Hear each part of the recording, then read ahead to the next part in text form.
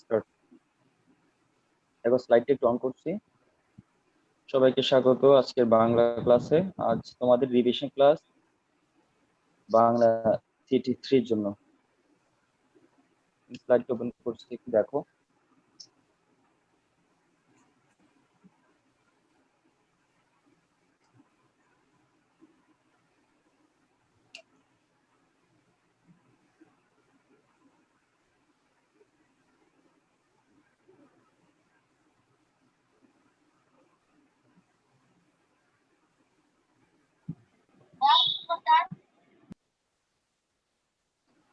হুম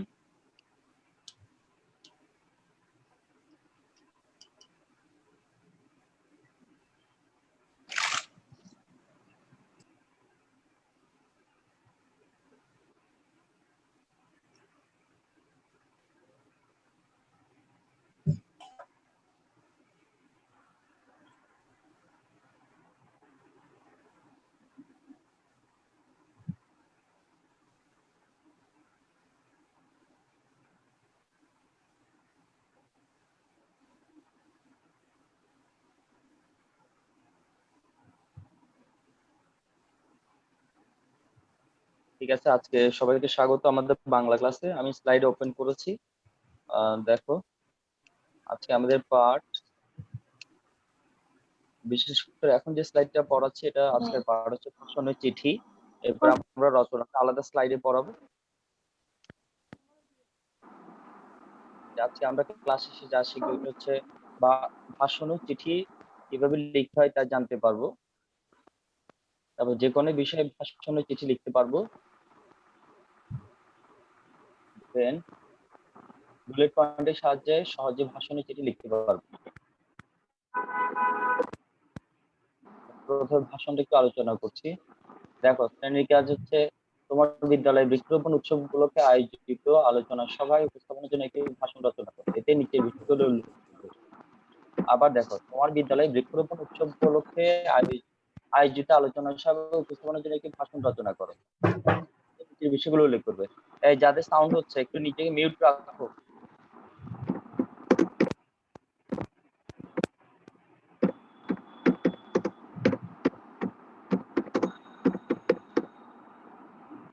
আমি সাদিকে ক্যান্সেল করে দিচ্ছি।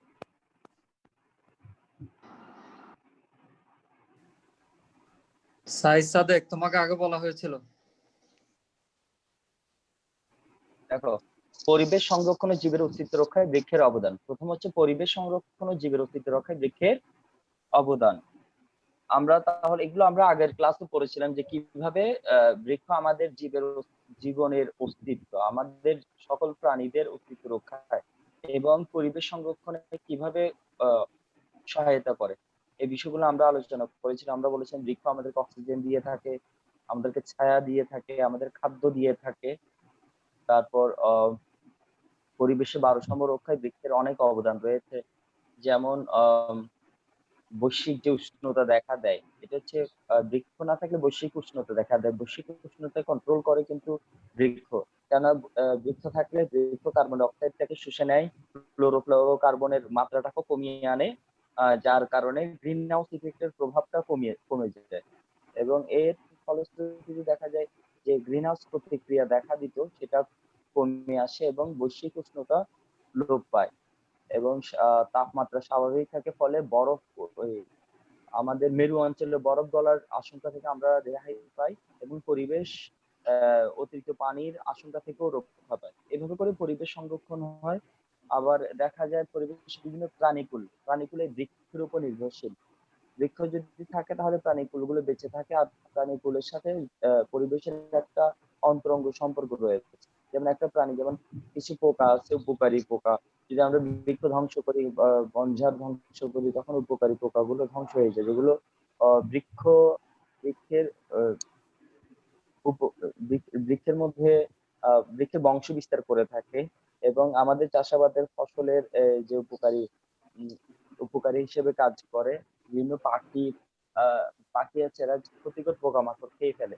ফলে আমরা বৃক্ষ যদি কেটে ফেলি, আহ উপকারী পোকাগুলো আহ উপকার পাখিগুলো আমাদের যে যারা বসবাস করতো পাখিগুলো, তারা বসবাসের জায়গা পায় না, তারা বিলুপ্ত হয়ে যায়। ফলে ক্ষতিকর পোকামাকড় গুলো আরো সংখ্যা বেড়ে যায়, আমাদের খাদ্যের ঘাটতি ঘটে, ক্ষতিকর পোকামাকড় আমাদের ফসল আদি খেয়ে ফেলে। ফলে আমাদের খাদ্য ঘাটতি দেখা দেয়। অর্থাৎ পরিবেশ সংরক্ষণ, পরিবেশের সাথে পরিবেশ রক্ষা এবং আমাদের অস্তিত্ব রক্ষায় বৃক্ষের এদিক থেকে চিন্তা করে অনেক অবদান রয়েছে। আমরা প্রত্যেকটা সেকেন্ডে নিঃশ্বাস নিয়ে থাকি, প্রায় আমাদের ধরতে গেলে প্রতি 2 সেকেন্ডে একবার নিঃশ্বাস নিয়ে বা 2-3 সেকেন্ডে একবার নিয়ে আবার ফেলি, একবার অক্সিজেন নিয়ে একবার কার্বন ডাইঅক্সাইড ত্যাগ করি। এই কার্বন ডাইঅক্সাইডের মাত্রাটা কিন্তু কমিয়ে আনে বৃক্ষ। কিন্তু আমরা যদি বৃক্ষকে কেটে ফেলি, দেখা যায় কার্বন ডাইঅক্সাইডের মাত্রা পরিবেশে বেড়ে যায়, ফলে গ্রিন হাউস ইফেক্ট দেখা দিতে পারে, আমাদের জীবনের অস্তিত্ব নষ্ট হয়ে যেতে পারে। এই বিষয়গুলো তোমাদের সাথে আগ্রহ আলোচনা করেছি। দেখো, বৃক্ষ কর্তনের 3টি কারণ উল্লেখ করে, এবার বলছে বৃক্ষ কেন কাটা হচ্ছে, আমাদের চারপাশে বৃক্ষগুলো কেটে ফেলা হচ্ছে কেন, তার 3টি কারণ আমরা উল্লেখ করব। আমরা প্রধানত দেখতে পাই আমাদের বিশেষ করে বসবাসের জায়গা, তারপরে আমাদের কলকারখানা নির্মাণ, স্কুল কলেজ নির্মাণ, তারপর আমাদের আসবাবপত্র, আহ ফ্যাক্টরির কাঁচামাল, কলকারখানার কাঁচামাল হিসেবে ব্যবহৃত হয়, জ্বালানি হিসেবে ব্যবহৃত হয় বিভিন্ন কারণে। মানে জ্বালানি হিসেবে বৃক্ষকে ব্যবহার করা হচ্ছে, কলকারখানার কাঁচামাল হিসেবে, যেমন আমরা যদি পত্রিকা অফিস বলি, পত্রিকা নির্মাণের জন্য পত্রিকা, গ্যাস লাইট, মানে গ্যাস লাইট, পেন্সিল, এইসব জিনিস তৈরি করার জন্য কিন্তু কাঠের প্রচুর দরকার হয়। কলকারখানায় এগুলো কাঁচামাল হিসেবে ব্যবহৃত হয়। আবার দেখা যায় আগের দিনে কিন্তু গ্যাস ছিল না, তখন মানুষ বৃক্ষের উপর পুরোপুরি নির্ভরশীল। এখনো কোনো কোনো কলকারখানায় বৃক্ষকে জ্বালানি হিসেবে ব্যবহার করে, তবে এখন এটা মাত্রা কমে আসছে, সবাই গ্যাসের উপর নির্ভরশীল। এই যে আগে যেমন আমাদের যে কোনো কাজে যে কোনো কাজে জ্বালানি হিসেবে ব্যবহার করা হতো বৃক্ষ। আমাদের বর্তমান সভ্যতায় এই বৃক্ষকে জ্বালিয়েই বর্তমান সভ্যতা গড়ে উঠেছে এক কথা বলতে গেলে। অর্থাৎ আগে জ্বালানি আগে যে সকল জ্বালানি ব্যবহার করতো তা মূলত বৃক্ষ থেকে প্রাপ্ত, কিন্তু বর্তমানে জ্বালানি হিসেবে গ্যাস বা বিভিন্ন তেল ব্যবহার করা হয়, যেটা আগে ছিল না। এভাবে করে বর্তমান যে সভ্যতা গড়ে উঠেছে তা কিন্তু বৃক্ষ কেটে, বৃক্ষকে বিসর্জন দিয়ে বর্তমান সভ্যতা গড়ে উঠেছে। আমাদের রাস্তাঘাট, আম, তারপরে ঘর বাড়ি, আমরা যে বাসায় বসবাস করছি এখন, বা আমরা যে স্কুলে পড়াশোনা করছি, যে রাস্তায় হাঁটছি, আজ থেকে 50 বছর বা 100 বছর আগে এগুলোর কিছুই ছিল না, এখানে সব ছিল বৃক্ষ, বন, ঝোপঝাড়, এইসব জিনিস। কিন্তু বর্তমানে দেখা যাচ্ছে যে এসব কেটে মানুষ বসবাসের জায়গা করেছে, থাকার মতো বসবাসের জায়গা করেছে মানুষ, একে অপরের কাছে দেখাশোনা করছে এই যানবাহন ব্যবহার করে। মানে বলতে গেলে আসলে বৃক্ষ আমাদের জীবনটাকে অনেক আনন্দময় করে দিয়েছে। যদিও পরিবেশকে এখন আমরা হুমকির মুখে ফেলেছি বৃক্ষকে কেটে, কিন্তু বৃক্ষ কাটবো আমরা আমাদের প্রয়োজন হয়েছে, কেন আমাদের আসবাবপত্র, আমরা যে খাটে ঘুমাচ্ছি, আমরা যে বাসায় টেবিলে পড়ছি, যে আমি তোমাদের সাথে ডিসকাস করছি, আমার ল্যাপটপটা টেবিলের উপর রাখলাম, আমি বই খুললাম, সবকিছু কিন্তু বৃক্ষ থেকে প্রাপ্ত। এখন এই যে বৃক্ষকে কেটে আমরা আমাদের যে আরামায়েশের যে ব্যবস্থা করেছি তা কিন্তু পুরোপুরি বৃক্ষের অবদান। আমরা খাবার থেকে শুরু করে আসবাবপত্র, তারপর আমাদের ঘর বাড়ি, সবকিছুতে বৃক্ষের বিসর্জন আমরা খেয়াল করি। আমরা প্রয়োজনে অনেকে কাটি, আবার অনেক প্রয়োজন বৃক্ষকে কেটে ফেলি। অপ্রয়োজনে কখনো কাটা উচিত নয়, কিন্তু বেশিরভাগ সময় আমাদের মা, প্রয়োজনে বৃক্ষের বিসর্জন ঘটে। জয়, তো নিজেকে মিউট করে কথা বলো। আসবাবপত্র মানে কি? ফার্নিচার, ফার্নিচার, আসবাবপত্র মানে ফার্নিচার। আমাকে জিজ্ঞেস করো। জয়, শুনছো? মিস্টার জয়, শুনছো? জি স্যার। হ্যাঁ, আসবাবপত্র হচ্ছে ফার্নিচার, ইংরেজিতে যেটাকে ফার্নিচার বলা হচ্ছে। আমাকে স্যার, জিজ্ঞেস করো, তুমি কথা বলছো, তোমার কথা কেন শুনতে পাচ্ছি আমরা। ফার্নিচার চিনো তো? ফার্নিচার তোমার যে খাট, পালঙ্ক, টেবিল, মানে কাঠের তৈরি যে সকল জিনিস আছে সবকিছু ফার্নিচার। ঠিক আছে? মানে ঘরকে সাজানোর জন্য। স্যার। দেখো, জি স্যার। বনধ্বংসের কারণে, এবার বলছে বনধ্বংসের কারণে সৃষ্ট সমস্যা 3টি প্রভাব ব্যাখ্যা করো। বনধ্বংস হয়ে গেছে, আমরা যে বন গাছপালা কেটে যে বনকে ধ্বংস করছি, এটার 3টি প্রভাব ব্যাখ্যা করো, 3টি এটার মাত্রা, এটার কারণে কি হচ্ছে আমাদের আশেপাশে, এটার চিত্র ধরো।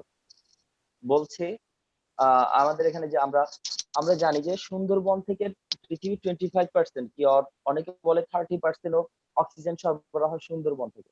অর্থাৎ 30 থেকে 25% অক্সিজেন সরবরাহ হয় কিন্তু সরি, আমি সুন্দরবন বলছি, মহাবন আমাজন থেকে। আর আমাদের সুন্দরবন থেকে মেবি 5% এরকম হয়। তো দেখো, যদি মহাবন আমাজনকে ধ্বংস করে দেওয়া হয় তাহলে পৃথিবীর কিন্তু আহ আমি মনে করি যে পৃথিবীর 4 ভাগের 1 ভাগ মানুষ কিন্তু মারাই যাবে অক্সিজেনের অভাবে। মানুষ অক্সিজেনের ঘাটতিতে ভুগবে। বুঝতে পারছি কিনা? সবার ক্যামেরা অন রাখবে, সবার ক্যামেরা অন রাখবে। তাহির সাথে ক্লাসে আছো? তোমাকে দেখতে পাচ্ছি না বাবা, ক্যামেরা অন করো। এরপরে বলছে, তাহলে আমরা কি ধরনের সমস্যা ফেস করি? আমরা প্রথমে বলেছি যে আমরা গাছপালা যদি কেটে ফেলি, আর গাছপালা, তাহির সাথে তুমি কিন্তু ওই সময় আনমিউট করে চলে গিয়েছে, তোমার ওখান থেকে অনেক ধরনের সাউন্ড হচ্ছিল, আমি তোমাকে রিমুভ করে দিতে চেয়েছিলাম। তোমার এই ঘটনাটা আগে একবার ঘটেছিল আজিজ স্যারের ক্লাসে, আজিজ স্যার তোমাকে রিমুভ করেছে। স্যার আমি লিখতেছিলাম আপনার কাছে একটা মেসেজ ছিল লিখতেও না তোমাকে ওটা। আমরা না সাউন্ড করছি, তোমাকে বলছি স্যার তোমাকে মিউট করে, তুমি কিন্তু কোনো কথা শুনছো না। পরে আমি নিজে মিউট করেছি, আমি একবার চেয়েছিলাম রিমুভ করে দিতে। নেক্সট টাইম এরকম করলে রিমুভ করে দিব কিন্তু। দেখো, এখন দেখো ক্লোরোফ্লোরো কার্বনের যে বিষয়টা, আমাদের চারপাশে অক্সিজেনের আমরা যখন গাছপালা কেটে ফেলি, যে আমাদের কলকারখানা বলো, গাড়ি বলো, এগুলো থেকে যে ধোঁয়াগুলো বেরোচ্ছে, এই ধোঁয়ার সাথে কিন্তু কার্বন ডাইঅক্সাইড এবং chlorofluoro carbon carbon monoxide gas আমাদের বায়ুমণ্ডলের মধ্যে ছড়িয়ে যাচ্ছে। এগুলো দেখা যায়, আমরা জেনারেলি যেটা দেখি, সূর্যের আলো পৃথিবীতে প্রবেশ করে, পৃথিবীটাকে দিনের বেলা উত্তপ্ত করে দেয়।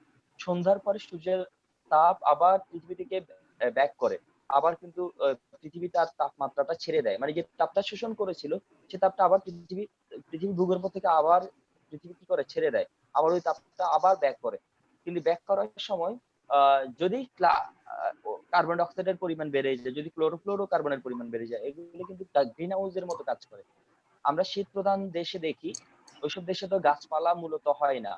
এই জন্য গাছপালাকে বাঁচানোর জন্য ওরা কি করে, এক ধরনের সবুজ বাড়ি, কাচের ভিতরই সবুজ বাড়ি নির্মাণ করে, যেখানে সূর্যের আলো প্রবেশ করলে সেখানে কাচের ঘরটা উত্তপ্ত হয়ে যায়, আর তাপগুলো কাচ ভেদ করে বের করতে পারে না। সূর্যের আলো সরাসরি প্রবেশ করে, বিকিরণ পদ্ধতিতে প্রবেশ করে, কিন্তু সূর্যের আলো প্রবেশ করলে সবুজ বাড়ির যে মাটিগুলো বা গাছপালা সেগুলো উত্তপ্ত হয়ে যায়, মানে ওখানে উত্তাপ সৃষ্টি করে, ফলে ওখানে বরফ জমা হয় না।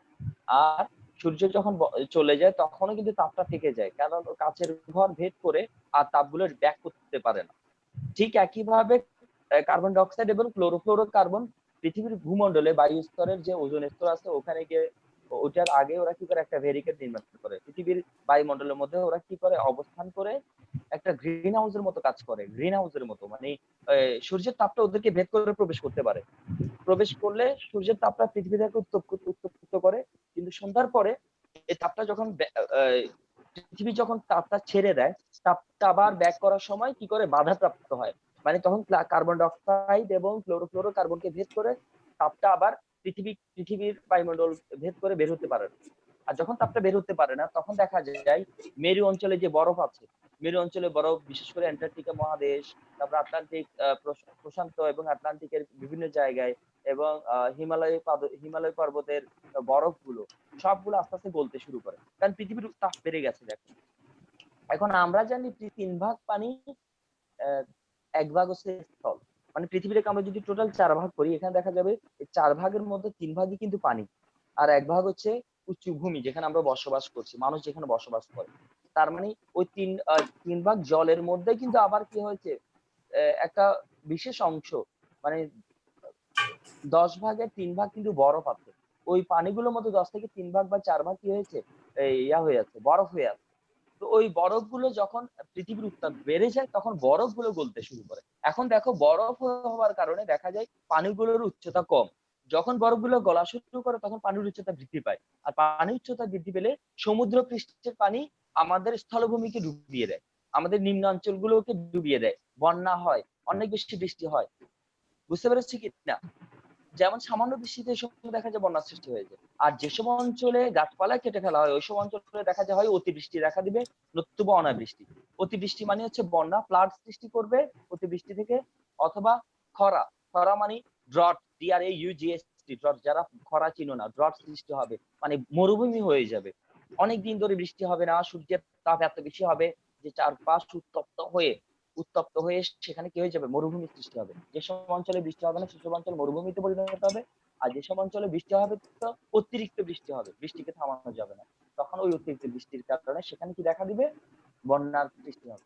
আর শুধু তাই নয়, অনেক সময় দেখা যাবে, আমরা বিশেষ করে দেখি, দেখো আমাদের আমাদের এখানে হালিশহর বলো কিংবা ওই আগ্রাবাদ বলো, এইসব জায়গায় চকবাজারে কিছু কিছু জায়গায় দেখা যায় সামান্য আহ এমনিতে জোয়ার আসলে, কর্ণফুলী জোয়ার আসলে কি করে, আমাদের খাল হয়ে ড্রেন গুলো পানিতে ডুবে যায়, পানি উঠে যায়, আমাদের রাস্তাঘাট পানিতে ডুবে যায়। এখন হয়তো রাস্তাঘাট উঁচু করেছে। তুমি দেখবা সিডিএতে যদি যাও, আগ্রাবাদের সিডিএতে গেলে ওখানে আমি প্রায় সময় আমি কোচিং এ ক্লাস নিতাম, এখনো প্রায় সময় যাই। কিন্তু দেখা যায় ওখানে দেখা যায় দিনের বেলা কোনো বৃষ্টি নেই, কিছু নেই, সূর্য চকচক করছে, ওই সময় দেখা যায় দিনের বেলা রাস্তা হঠাৎ পানি উঠে গেছে, কোমর পরিমাণ পানি কোথেকে আসছে, ও কর্ণফুলী নদীতে জোয়ার আসছে, জোয়ার থাকলে পানিগুলো উপরে উঠে চলে আসে। এখন এটা কেন হচ্ছে দেখো, এটা হচ্ছে কারণ হচ্ছে পৃথিবী ভূপৃষ্ঠের পানির উচ্চতা বেড়ে যাচ্ছে। কেন বেড়ে যাচ্ছে? Carbon die oxide, carbon monoxide, ফ্লোরোকার্বনের পরিমাণ পৃথিবীতে পরিমাণ বেড়ে যায়। কার্বন মনোক্সাইডের অবদান এই ক্ষেত্রে নাই। কার্বন মনোক্সাইড হচ্ছে আমাদের শ্বাস প্রশ্বাসের সাথে আমাদের কি করে, দেহে প্রবেশ করে এবং আমাদের রক্তের সাথে মিশে যায়। আর কার্বন মনোক্সাইড আমাদের রক্তের সাথে মিশে গেলে আমাদের ক্যান্সার, হাঁপানি, বিভিন্ন ধরনের ভয়ঙ্কর রোগগুলো সৃষ্টিতে সাহায্য করে। কার্বন মনোক্সাইডের সর্বশেষ পরিণতি হচ্ছে ক্যান্সার তৈরি করা। বুঝতে পেরেছি কিনা? রক্তের সাথে মিশে গিয়ে কার্বন মনোক্সাইড মানুষের রক্তের সাথে মিশে গিয়ে হাঁপানি, কার্বন ক্যান্সারের মতো ভয়াবহ রোগগুলোকে সৃষ্টি করে, যেটা আমাদের মানে বৃক্ষ কাটার কারণে হয়ে থাকে। আমরা যদি বৃক্ষকে না কাটি তাহলে আমাদের কার্বন মনোক্সাইড গ্যাসের পরিমাণও কন্ট্রোল থাকে, কার্বন মনোক্সাইড কন্ট্রোল থাকে, ফ্লোরোকার্বন কন্ট্রোল থাকে, CFC carbon die oxide carbon মানে কন্ট্রোলে থাকে। আর যেটা কন্ট্রোলে থাকার পরে যেটা আমরা গ্রহণ করি সেটা আমাদের ততটা ক্ষতি করতে পারে। এসব কারণে আমাদের বিভিন্ন ধরনের সমস্যা হচ্ছে। তাহলে আমরা বলতে পারছি বনধ্বংসের কারণে আমাদের বৈশ্বিক উষ্ণতা বৃদ্ধি পাচ্ছে, যেটার কারণে আমাদের পৃথিবীটা হুমকির মুখে পড়ে যাচ্ছে। তারপরে আবার দেখা যাচ্ছে যে আমরা গাছপালা ধ্বংস করে ফেলছি, যে কারণে আমাদের উপকারী প্রাণীগুলো, প্রায় উপকারী প্রাণী যেমন বিভিন্ন ধরনের উপকারী পাখি, বিভিন্ন ধরনের পোকামাকড় ধ্বংস হয়ে যাচ্ছে, তারা বিলুপ্ত হচ্ছে। তারপরে আমরা দেখতে পাচ্ছি অনেক বড় বড় প্রাণী বিলুপ্ত হয়ে যাচ্ছে, যেমন এক সময় সে তো জিরাফ ছিল, এখন সাদা জিরাফ দেখা না যায় না পৃথিবীতে, একটা না দুইটা আছে বর্তমানে। আমি শুনেছি দুইটা ছিল, একটা নাকি মারা গেছে বেশ কিছুদিন আগে। এখন সর্বশেষ আর একটা আছে, সে তো জিরাফ। কিন্তু জিরাফকে তুমি আর দেখতে পাবে না। অস্ট্রেলিয়াতে কিছুদিন আগে কিন্তু দাবানল হয়েছিল, ওইটাতে অনেক কোয়ালা বিয়ার সহ ক্যাঙ্গারু, কোয়ালা বিয়ার সহ বিভিন্ন ধরনের প্রাণী কিন্তু মারা যায়। তো দেখা যায় এটা কিন্তু ভয়ঙ্কর অবস্থা হয়েছে, যে ওখানে ওই ওই অঞ্চলে অস্ট্রেলিয়ার মতো বিশাল একটা বনভূমি, অস্ট্রেলিয়াতে যে বনভূমি রয়েছে ওই বনভূমির ব্যাপক প্রাণী কিন্তু বিলুপ্ত হয়ে গেছে। অনেক প্রাণী বিলুপ্ত প্রায়।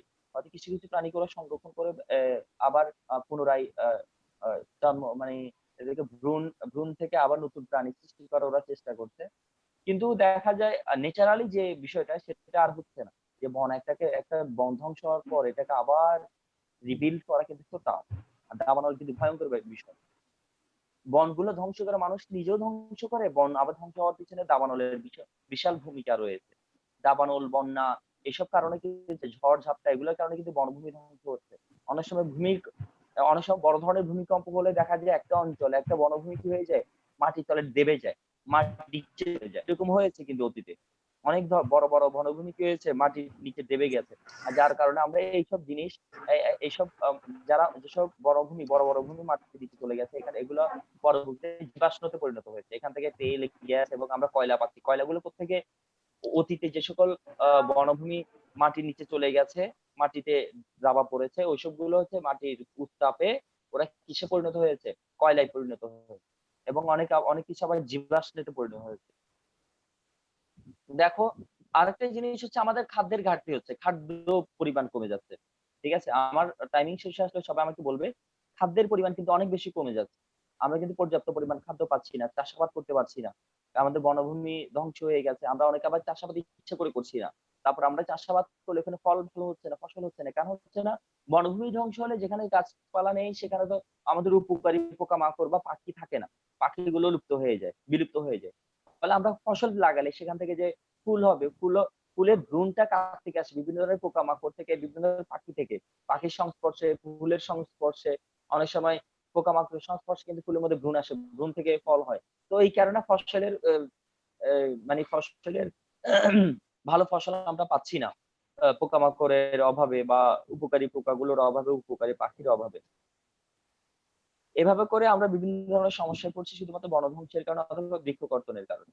এখন বলছি বৈশ্বিক উষ্ণতা রোধে বৃক্ষরোপণের ৩টি উপকারী দিক সম্পর্কে লিখুন। আমরা ঘুরে ফিরে যে কথাগুলো বলছি এই কথাগুলো আবার বলতে হবে যে বৈশ্বিক উষ্ণতা যদি রোধ করতে হয় অর্থাৎ গ্লোবাল ওয়ার্মিং।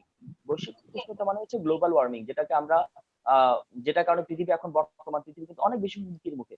সায়েন্সের এখন বর্তমান আলোচনার বিষয় হচ্ছে সবচেয়ে টপ ডিসকাসের বিষয় হচ্ছে কিন্তু গ্লোবাল ওয়ার্মিং, যেটাকে আমরা বৈশ্বিক উষ্ণতা বলে বাংলায় জানি।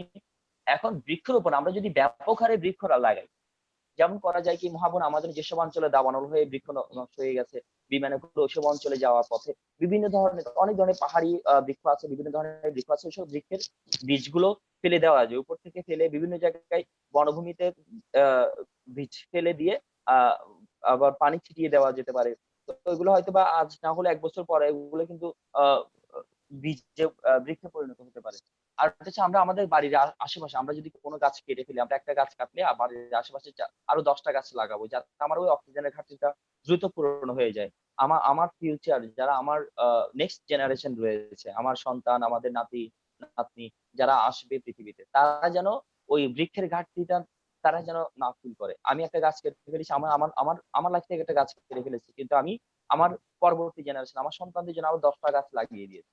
আমি আমার বাসার পাশে মানে গাছ লাগাবো, তারপরে বাগান সৃষ্টি করব, ফসল চাষ করব। আমরা আমাদের যদি কোনো মানে আহ ভূমি পড়ে থাকে সেখানে আমরা বেশি বেশি চাষাবাদ করব।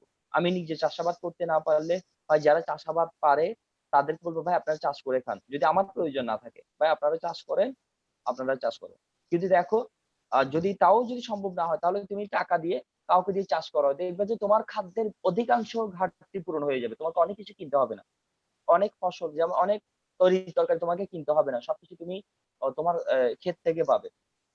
অনেকে আবার কি করে নিজেকে অনেকে আবার ধনী আছে মনে করো আমার অনেক টাকা আছে আমি কেন চাষাবাদ করব? কেন? তোমাকে তো আর নিজে মাঠে নামতে হচ্ছে না। তুমি শ্রমিক লাগাও, পরিশ্রম করাও, তুমি ফসল চাষ করাও। এই জমিটা পড়ে আছে কেন? জমিটাকে কাজে লাগাও। একটা জমি কিনে রেখে দিয়েছো, ওটাকে পড়ে থাকার দরকার নেই। বাস্তব কথা, আমি যদি বাংলাদেশ সরকারের ক্ষমতায় থাকতাম, আমি ঘোষণা করতাম বাংলাদেশে যত ভূমি আছে সেগুলো দ্রুত ৩ মাসের মধ্যে চাষাবাদ করতে হবে। ৩ মাসের মধ্যে কারোটা যদি চাষাবাদ না থাকে, পড়ে থাকে, তাহলে সব জমি সরকারের আওতাধীন চলে যাবে। দেখো ওইটা আইন করে দিলে, এটা যদি আইন করে দেয়, এমন কোন ভূমি নাই, এমন কোন জমি নাই যে চাষাবাদ হবে না। ঠিক না?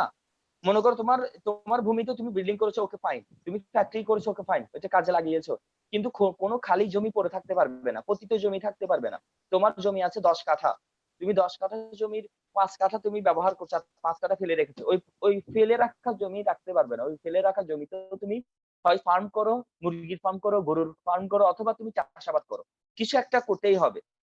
অর্থাৎ একদম যদি ফেলে অথবা তুমি কলকারখানা নির্মাণ করো, কিছু একটা করো। কলকারখানা এমন জায়গায় নির্মাণ করতে হবে যেখান থেকে পানি নিষ্কাশনের ব্যবস্থা থাকতে হবে, নদীর তীর কেন্দ্রিক। তোমার বাসা আবার তুমি বলবে যে এই আমাদের গভর্নমেন্ট কলকারখানা নির্মাণ করতে, তুমি বাড়ির পাশে একটা ফ্যাক্টরি নির্মাণ করে দিয়েছো, তাহলে তো এটা তো পরিবেশ ধ্বংস হবে। তো ওইটা তোমাকে মাথায় রাখতে হবে, তোমাকে তোমার জমিটা যদি নদীর আশেপাশে হয়, যে পরিবেশকে মানুষের শ্বাস প্রশ্বাস ফেলতে কষ্ট হবে না, মানুষের ক্ষতি করবে না, পরিবেশটাকে কন্ট্রোল রাখবে, তখন তুমি নদীর কেন্দ্রিক একটা ফ্যাক্টরি নির্মাণ করো। অথবা আমাদের টাইমিং বেশি নেই, আমরা আবার রিজয়েন করব, আমাদের আরেকটা ডিসকাশন রয়েছে। এভাবে করে আমরা কি করতে পারি, আমাদের চারপাশের ভূমিগুলোকে আমরা ব্যবহার করতে পারি। দেখো তোমরা কি বলো, তোমরা সবাই কি আছো? সবাই কিন্তু ক্যামেরা কিন্তু অনেকের অন নেই। আমি যাদেরকে দেখছি অনেকের কিন্তু ক্যামেরা অন নেই। অনেকের নেই। ওয়াজিহা ক্লাসে আছে? ওয়াজিহা?